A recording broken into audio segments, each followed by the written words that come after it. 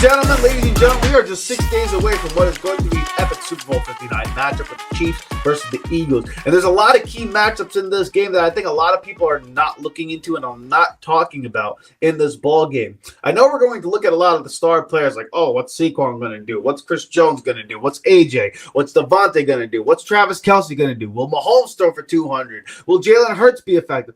That's all fair and that's all true.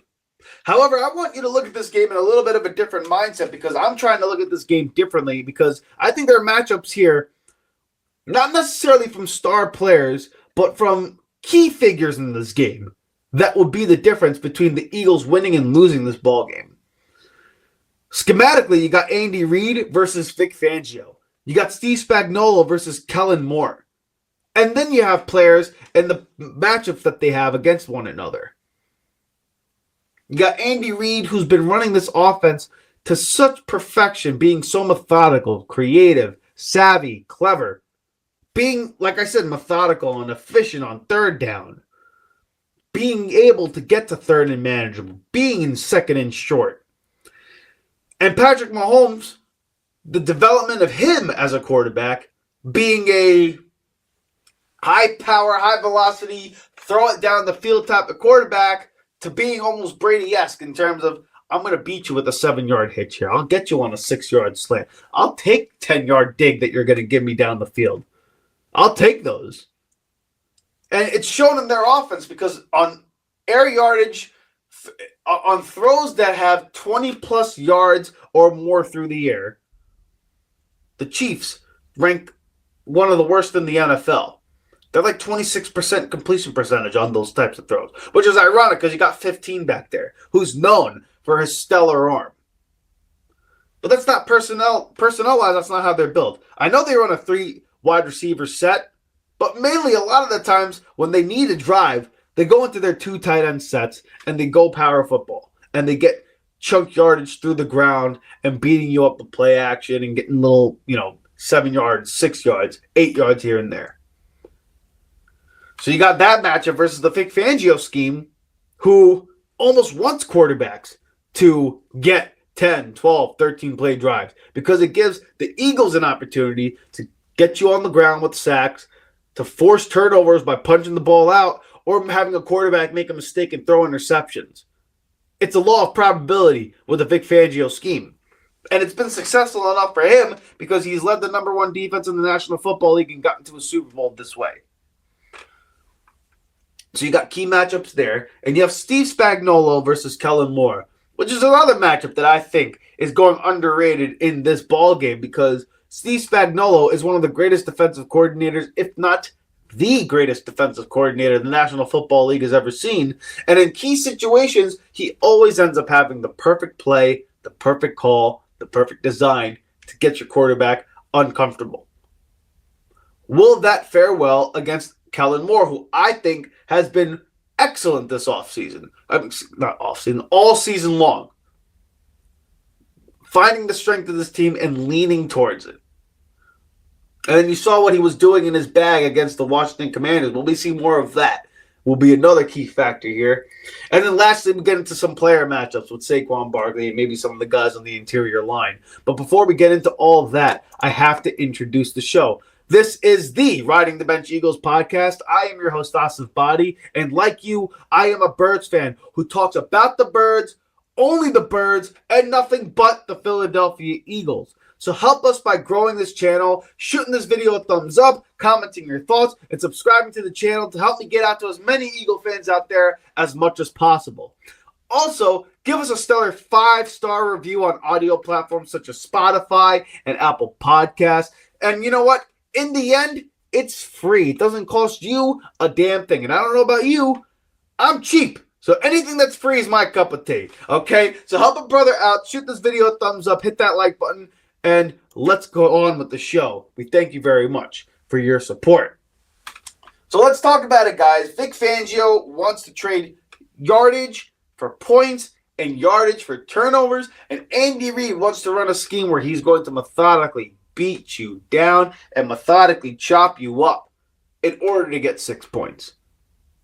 Death by 1,000 paper cuts is this Kansas City Chiefs offense. Now, they have a lot of great players. They got Kelce. They got Hopkins. They got Schuster. You got Xavier Worthy. Pacheco. Kareem Hunt. Great. It's a great supporting cast. Noah Gray is no stiff. Justin Watson makes big plays. Like, they got a lot of guys here who can play football. And I know you look at some of the players that they got and you're thinking they're going to run a lot of spread offense. They're going to run 3 tight end sets. Not even to mention Hollywood Brown, who I forgot was even on this Kansas City Chiefs team. A lot of wide receivers here. You would think they would run 3 wide receiver sets and run a lot of pass concepts. No. They run a lot of 2 tight end sets. They run a lot of power ball, and they try to beat you up. They try to be methodical in their run game. They're not looking for 17, 18, 20-yard runs here. They're looking for 6-yard runs. Give me a 4-yard run here. Keep me on schedule so that we can beat you on 3rd down, 3rd and short. Where it's 3rd and 5 and under, Andy Reid's going to win a majority of those matchups. And Patrick Mahomes is going to win a majority of those matchups when it's 3rd and 5 or less. That's the Kansas City Chiefs offense. Vic Fangio, on the other hand, wants you to be in a position where you're running 10, 12 play drives. Again, 3 and outs are obviously ideal, but you get my point. He won't be upset if a team gets 10, 12 play drives and they only come away with 3. Or, better yet, we get the turnover or you force a fumble. Because that's more opportunities for you to make a mistake, is the theory behind Vic Fangio. And it's why a lot of players and a lot of teams respect Vic Fangio. It's why guys like Kyle Shanahan, Sean McVay, Matt LaFleur, all those guys say, what's the toughest defense you play against in the National Football League? It's Vic Fangio. Because he's forcing you to do things that you're not comfortable doing. He forces you to go off your first read and have you beat him on the 2nd and 3rd read. You have to be able to process at a high level in order to beat a Vic Fangio defense. Now, Patrick Mahomes is capable of doing it, and throughout his history, he has done very good against the Vic Fangio defense. He always operates at a high level. That's not the point. Point being, with this offense for Kansas City and what the Eagles defense has to do, can you stop the running game for Kansas City? And I know that's a weird thing to say because you got Patrick Mahomes and all these weapons on the offensive side of the ball. But if you could force Patrick Mahomes and this Chiefs offense to be one-dimensional and forget about the run, or take away the run game where they're not on schedule and they're not on time, it bodes well for Philadelphia. Because then you're allowed to continue to play nickel. You're allowed to go 5-2 fronts with what Fangio likes to do. Because majority of the time, if you're playing power football against a nickel defense, you're going to win. But if you could stop the run game early for Kansas City, you bring out the best personnel for the Philadelphia Eagles with Cooper Dejean in the lineup. Because that's their nickel package. They lined up in nickel 95% of the time. And I know he's a physical football player, but it's really tough ask for a nickel defense to stop the run game consistently and holding them to under 3 yards a carry. So if Philadelphia, which is key matchup number 1 here, if Philadelphia is able to stop the running game for Kansas City and, ironically enough, force Patrick Mahomes to drop back 35, 40 times a game here, it might bode well for the Philadelphia Eagles because it's not Patrick Mahomes that needs to make a mistake now. It's not Travis Kelce. It's Xavier Worthy. It's Juju Smith-Schuster. It's DeAndre Hopkins, who's no slouch. It's Noah Gray. It's Justin Watson. It's guys like that, Hollywood Brown, who you need to make a mistake and who are not incapable of making a mistake here. Or being perfect, rather, right? So that's going to be a matchup I think is underrated here that people are not thinking about. What's going to be the schematics of the game? How's Andy Reid going to get in the right situation? How is Vic Fangio going to change up his scheme if he does at all? Something to look at, something to keep an eye on. Excuse me. Key matchup number 2, in my opinion, is what Kellen Moore and Steve Spagnuolo are doing. Now, Steve Spagnuolo runs the 4-3 base, and he's got 4 down linemen, like I said, with Karlaftis, Chris Jones. You got Tashawn Wharton. And then sometimes Charles Omenihu, sometimes Mike Dana. I mean, they have a lot of guys here who can put their hand in the dirt and be disruptive. The unique thing about Kansas City's defense is they have great players on each level of the defense. You got Karlaftis and Chris Jones in your front. You got Nick Bolton at linebacker. And then after that, you got Trent McDuffie on the back end, who's one of the best cornerbacks in the National Football League. Now, Kellen Moore can offset this with his personnel as well. You got AJ, you got Devonta, you got Goddard, you have the offensive line, Barkley, Hurts, etc. Right? It's a talented offense. However, Steve Spagnuolo is in a position where, because of the lack of talent on the back end outside of Trent McDuffie, they have to play a lot of press coverage. They got to play a lot of one-on-one.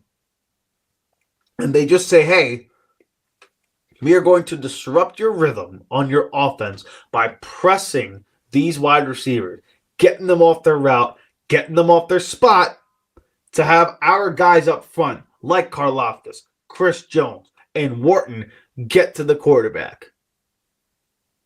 That's been their key. They've been able to control the line of scrimmage with their defensive line, and that's the best part of their defense. Chris Jones doesn't even lead their team in sacks in the playoffs. It's George Karlaftis. The key is a spectacular and one hell of a find by Brett Veach, one hell of a football player. He's going to have to go up against a guy like Lane Johnson, like Mekhi Becton on the outside. And if he goes to the other side, you got Jordan Mailata. So here, you got to look at Landon Dickerson and Cam Jurgens and Mekhi Becton looking at Chris Jones. Can those three guys neutralize what Chris Jones does? The Great Wall of Philly, their biggest task is to slow down the Kansas City Chiefs' defensive line. Because the press corners on the outside, they're going to press AJ and Devontae no matter what. That's what Spagnuolo does because he wants to disrupt your timing.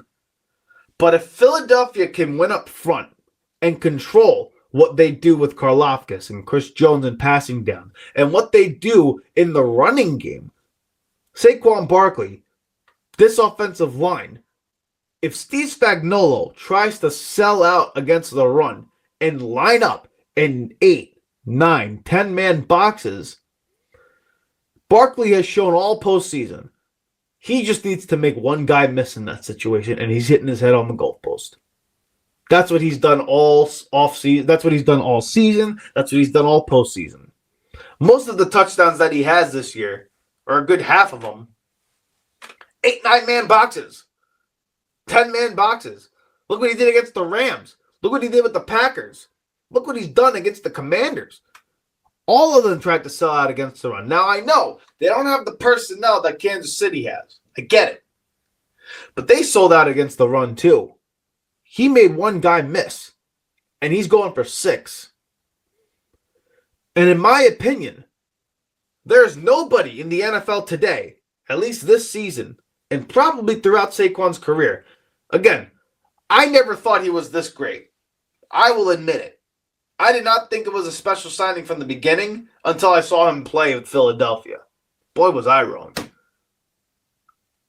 But the one thing I've always said, one-on-one, in the open field, there is nobody, and I mean nobody, scarier than Saquon Barkley in the open field. He's scarier than Lamar. He's scarier than McCaffrey. He's scarier than Derrick Henry one-on-one in the open field. Because Saquon Barkley can run past you, he can run through you, he can run around you, he can break your ankles, he can run up and over you through hurdles. Like, the guy's a freak. And if Kansas City is not able to slow down the run by selling out, playing 8, 9, 10-man boxes, now they're forced to play a true zone defense. Now they're forced to play coverage defense. Which, again, if you're Philadelphia, you're licking your chops with that. I would much rather you play zone and let my offensive line just run at you all game. That's why in the NFL, that's why in any level of football, if you can run the ball against anything, you're going to win. Yeah, you try to stack the box and I go for 6. You play zone. Your linebackers, your second level, 7 yards off the ball. And if my front, Philadelphia's front, who's better than the Chiefs' front, can win their matchups, I'll take 4 or 5 yards to carry all game. Keep Mahomes on the sideline. I'll take that every damn day of the week. I don't need Saquon Barkley to hit his head for 6. I need 5, 6 yards of play. I need 4 yards of play. I need to move the chains. That would be the ideal scenario for Philadelphia. It becomes an easy game plan for Kellen Moore if you're able to run the football. Kansas City's going to be in a bind trying to stop this running game. And I know that, they haven't allowed a 100-yard rusher in like X amount of games. But listen, Mixon was effective in the Texans game. They were just down big. Their offense couldn't get going in terms of the passing game. James Cook and the Buffalo Bills, I thought were getting the ground game going. They just run away from it. Philadelphia ain't going away from the ground game. Not what they do. You're going to have to deal with the run game here, which is an important part of this game. And lastly, on the opposite side of the field, the Eagles' defensive line versus the Kansas City Chiefs front. Particularly the matchup with, I'm going to get the name right here, Mike Caliendo, and then our other interior linemen in Milton Williams, Jordan Davis, Moro Ojomo. Listen, Joe Thuney's played left tackle here for the Kansas City Chiefs, and it looks like he's not going to go back to the interior part of the line because they found a way to protect, Patrick Mahomes with Joe Thuney at left tackle. But now, you got Mike Caliendo, who potentially may have to go one-on-one with a guy like Milton Williams, with a guy like Jordan Davis, with a guy like Moro Ojomo. Because you already know they're sliding protection towards Jalen Carter. And it's going to be Trey Smith and Jalen Carter in the matchup. Will Creed Humphrey crash down if, Trey Smith is not able to hold his own one-on-one with Carter? It's a tough ask. You're going to have to swing more coverage. You're going to have to swing more protection towards 98's side. So Creed Humphrey is going to crash down. Trey Smith's going to block up on Jalen Carter. And then your matchup with Mike Caliendo one-on-one with a guy like Milton Williams, Jordan Davis, Moro Ojomo. Will those 3 guys in rotation be enough to disrupt what Kansas City wants to do with their on-schedule offense? The last time Mahomes lost the Super Bowl, their offensive line got worked. Is that a possibility in this game? I say yes. I think the world of Milton Williams. I think he's a freak of a football player. I love his skill set. I love his ability to play all over the defensive line. And I think he's underrated in his ability to win one-on-one matchups. Mike Caliendo might have a very long day in his hand because Joe Thuney's going to have to protect the edge. Josh Sweat or Nolan Smith on the outside, you have to guard them. They're too good of players to not put a body on them. Creed Humphrey. Is Trey Smith going to be able to beat Jalen Carter one-on-one? I'm going to say no, which means Creed Humphrey slides down. And then you got Jawan Taylor, who's going to be on the opposite end of the field anyway. Mike Caliendo might have a long game on his hands if he's not careful. They're going to have to keep a guy like Kareem Hunt or Isaiah Pacheco in to block as a chip guy. You're going to have to really be mindful of what happens on the interior line for the defensive front for the Philadelphia Eagles, because if Milton Williams is able to win one-on-one, Kansas City's in a world of trouble. Because now all of a sudden, you stop in the running game, you're making them drop back and throw, and then you can't protect Patrick Mahomes. And there's no quick fix for that. The only way to offset it is to take checkdowns, and that's what Philadelphia wants you to do because they'll just go up and gang tackle. Like that, like you do that, Philadelphia's winning this ball game. Control the line of scrimmage by stopping Kansas City's run and forcing them to pass, ironically. Saquon Barkley getting the ground game going, and Kellen Moore's matchups against Steve Spagnuolo, and keeping the Chiefs' offense on the sideline. And then in terms of protection, can a guy like Milton Williams and Jalen Carter be enough of a wrecking ball to completely shift what they do in their protection scheme? I say yes. And if you get those three things to happen, it won't matter what Travis Kelce does. It won't matter what Xavier Worthy does. It won't matter what Hollywood Brown does. Because now all of a sudden, Philadelphia made them one-dimensional.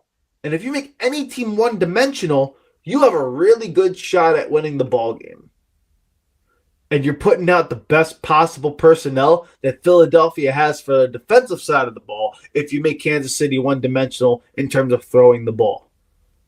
And then at that point, it's up to us, the Eagles, to not turn the ball over, which Jalen Hurts has done throughout the year, which this offense has done throughout the year.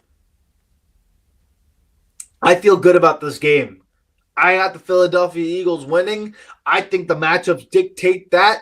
And again, let me know what you think in the comments below. Let me know if you think I'm wrong. But I have a really, really good feeling. Schematically, personnel-wise, matchup-wise, I just have a good feeling about this game. I don't know if Kansas City's talent-wise matches up what Philadelphia has on the defensive side of the ball. And then in terms of schematics, I know it's Andy Reid and it's 2 weeks to prepare and it's Patrick Mahomes. I'll never count them out, and nor should you. Again, it is a really tough ask because they have proven throughout the year no one has stopped Saquon Barkley. No one has slowed down Jalen Carter in this defensive front. And then on the back end, Philadelphia has been better than they were even in 2022. Like, both teams got better in 22. But we have more punching power. We got more talent. You got more matchups that go in favor of Philadelphia. And again, I know Mahomes is the equalizer and Reid is an equalizer. But in the end, you got to go out there and play. And most of the time, the better players win the ball game. And if you're an Eagle fan, like I am, I put that in my parlay. That's what I'm banking on. Philadelphia is going to win this game, and it's going to be because of those key matchups. And I don't know about you guys, but I am damn excited for the Philadelphia Eagles to win Super Bowl 59. Hey! Thank you so much for watching the Riding the Bench Eagles podcast. If you want to continue to support the channel, please hit the like and subscribe button down below. Also, check us out on Instagram and TikTok at Riding the Bench Eagles Pod. We're also on Apple Podcasts, Spotify, iHeartRadio, you name it, we're on there. Thank you so much for listening, and please join us next time here at the Riding the Bench Eagles Podcast.